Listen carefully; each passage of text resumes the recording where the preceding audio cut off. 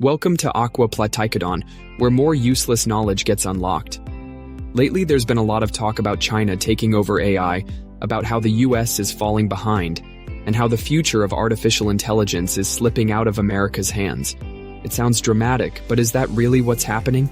Or is the truth a little different? If we take a step back, the US still leads in AI in almost every way. The most advanced AI research? That's coming from American companies like OpenAI, Google DeepMind, and NVIDIA. The best AI chips?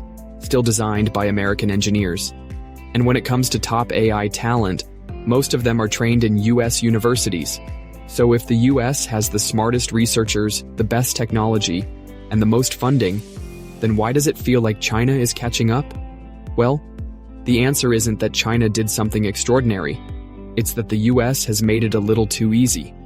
Over the years, American companies have outsourced a huge amount of their supply chains and even some core technology development to China, all in the name of cost-cutting.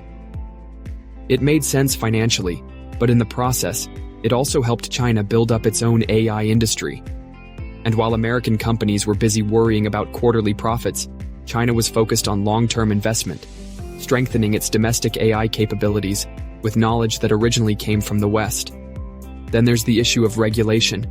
AI development in the US is constantly tangled up in legal battles, ethical debates, and bureaucratic red tape.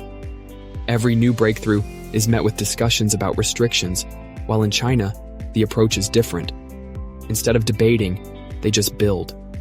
And when it comes to talent, the US has some of the brightest minds in the field, but many of them struggle with securing funding, dealing with visa issues, or even just getting approval to work on the projects they're passionate about.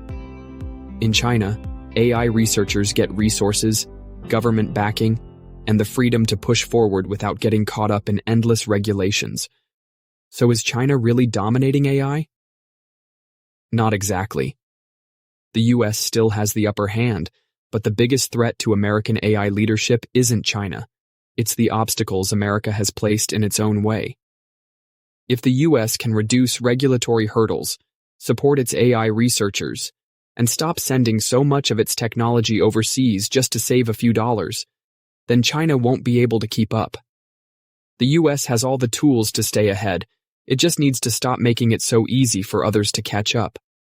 So what do you think?